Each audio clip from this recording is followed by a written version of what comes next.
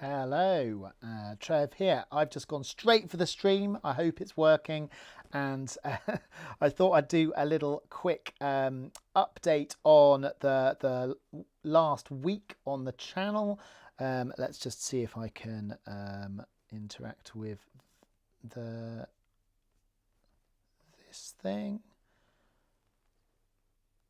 Yep, I can, and scrolling down. Yeah, over 1,000 subscribers. I think I said that last time. So we've gone over the 1,000 subscribers mark. Thank you very much if you've subscribed to the channel. If you haven't, please do. I've done a few different videos this week. So let's go back to here. Let's see. So the laps of the oval, if you've not seen that already, then do.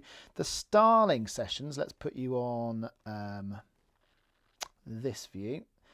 Starling Sessions, that's the band, global folk band that I'm involved in. John Ruddock is there choreographing Let Union Be, which is a great track, and we were playing at the old fire station. So this is kind of like a little clip of a song in the band pit, so to speak. But I really like it. So yeah, if you want to see what it's like being in kind of a band that share music from around the world, and yeah, have a little look at that. I've then done a couple of POVs of the Christmas market. Let's have a look at this one in Oxford. Much bigger than I remember. They've done sort of kind of a whole pop-up pub in the middle of Broad Street, and then yeah, that's a red phone box which is still clinging on there for dear life. A carousel, yeah. And there is another side to the market. Someone wrote a comment. I'll reply to comments in a little bit. Thank you for all the comments. But first of all, I'll just show you some of the videos. Let's go back to here. Stick my face on again. Okay. So where are we? So yeah, it's been a busy time coming up to Christmas for everyone, I'm sure. So I've done a little kind of couple of like winter walks. So the C.S. Lewis Nature Reserve and Shotover. So let's just click on one of these just to show you. I mean, obviously, if you can get to these places, then do. But if you can't, yeah, I think just having a kind of a mindful little walk around Shotover. Can I make that bigger? Can't see which bits are being displayed. That's better. Yeah, it's just me going for a little walk. Let's see if I can put some sound on.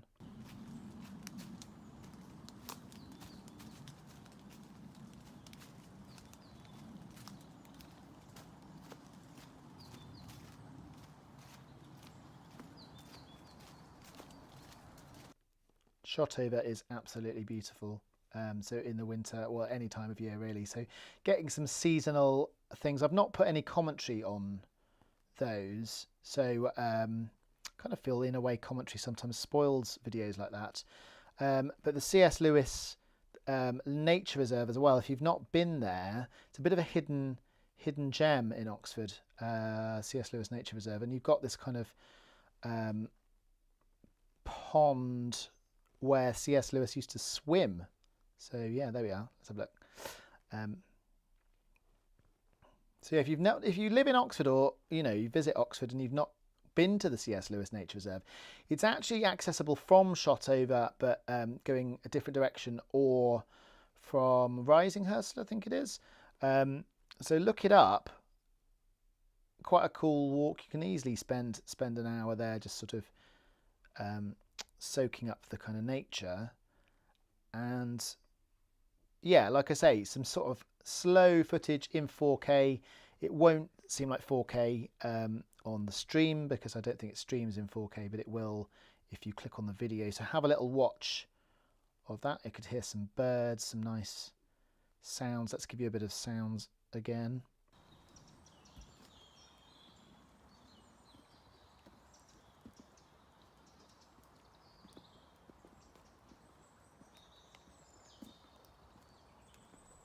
okay. And if I just stop that, so yeah, I do have a little bit of time watching these, and I did just upload a couple from London.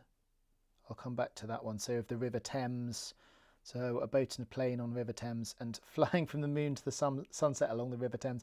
There was a kind of, it was in Fulham, where my dad grew up. Went there for a little bit, and went to Bushy Park Run as well. So that's one to come. So if you've not subscribed, Bushy Park Run will be a vlog quite soon. But I did a couple of shots of the River Thames, which is really cool. Right, musically, I did a couple as well. So you've got ukulele and guitar. So the differences between, oops, sorry, that's the wrong one.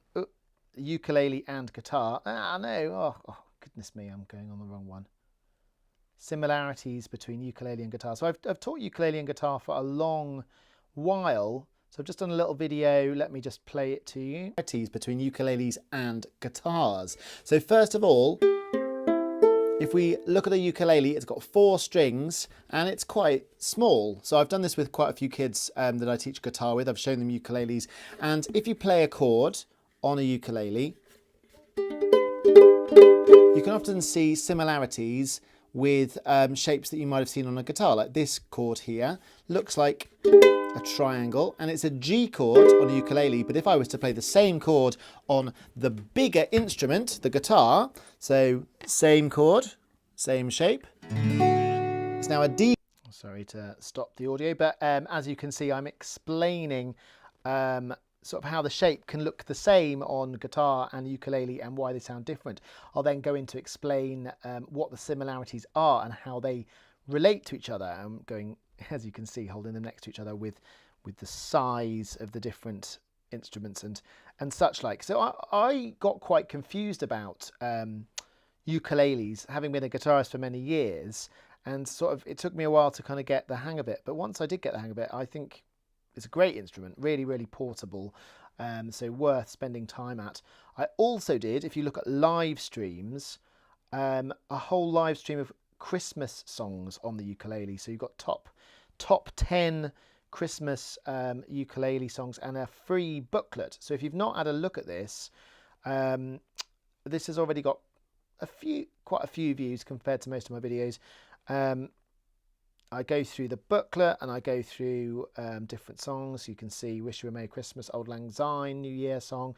You can download the booklet for free, Deck the Halls, and I sort of explain a little bit of each of the songs and give a little playthrough. Rudolph the Red-Nosed Reindeer, In the Bleak Midwinter. So a mix of carols and fun. Santa Claus is Coming to Town. A mix of fun songs as well as religious sort of carols, or traditional, should I say. Carols. Obviously, you don't have to be religious to sing the carols, but that's where they're from, I guess. And I've done loads of carol services these last few weeks. Is that everything? Let's just have a quick look again. Shorts I've done. Yep, you can see a couple of shorts. So we did Movember. That's last video. So we've done sort of ukulele and Let Union Be. Yeah, I think that is all the videos for the moment.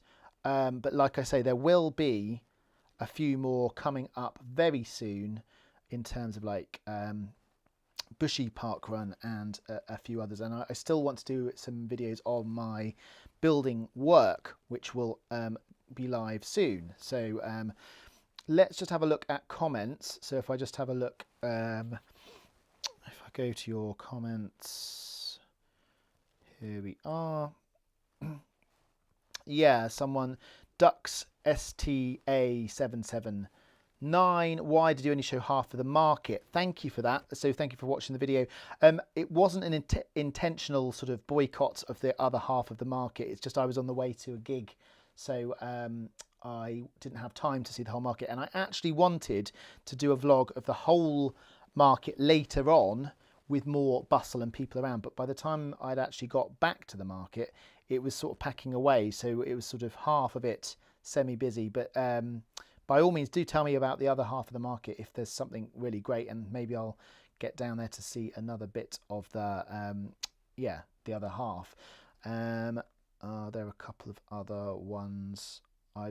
Did I reply to that in the last one? I've had a heat pump in 2 homes and they're fantastic.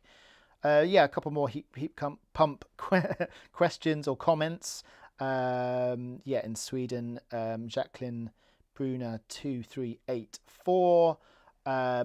Indeed, about temperatures and freezing temperatures and that sort of thing.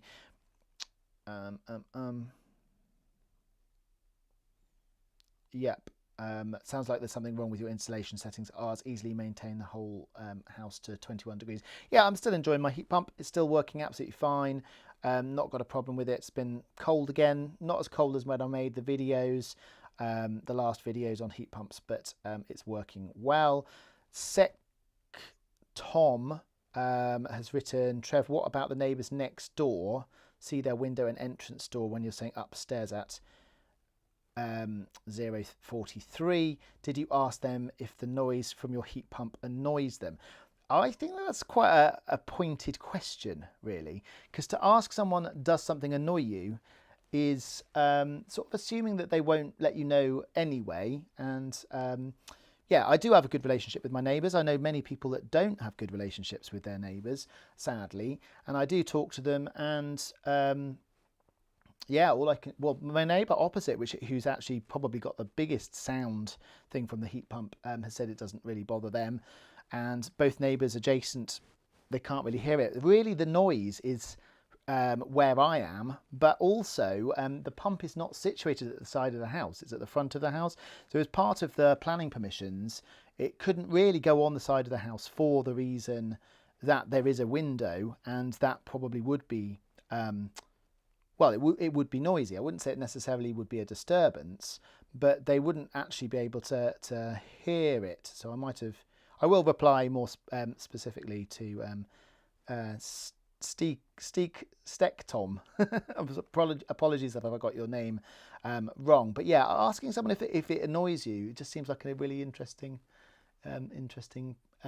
point. But yes, indeed, if any of my neighbours are watching this and you haven't let me know that something annoys you, then please do. When they install a heat pump, they are very careful about that in terms of like measurements of which direction it's facing, and neighbours, and yeah, where it is. If it's too close to the road, then they can't do that. So yeah, you'll find if you go for an install, there's only certain places they can actually put the heat pump because of noise. So they do take it seriously, which is really good to see. And yeah, indeed, as do I. And as a musician, I love good noise, but I also like quiet. So it's a case of like getting the balance between the two. But really, the person that hears the heat pump most is me, being in the house. And also it's to do with being flexible. So in terms of noise disturbance, I remember when I was playing in bands and things with drum kits and that sort of thing, the neighbours being annoyed at various points. But it's maybe having a compromise of what time is acceptable to play, which would be the same, I guess, with a heat pump. If someone was highly affected by it, you could say, well, is there a time that we could have it on and a time we can have it off? And you can actually schedule it. So, you should be able to make a compromise, and most people just want to be nice to each other and civil. But yeah, I think kind of looking for annoyance seems the wrong approach. It's like I'm assuming that people aren't annoyed unless they let me know. But yeah, you might be annoyed at me making heat pump videos. That's definitely annoying lots of people. Especially because I like heat pumps and a lot of people don't like heat pumps. So yeah, apologies if I'm annoying you because I'm saying about heat pumps, and the agenda should be to say all the bad things about heat pumps. But yeah, anyway, I think that's all the comments. Thank you again for commenting and subscribing. The next kind of milestone in my YouTube journey is actually to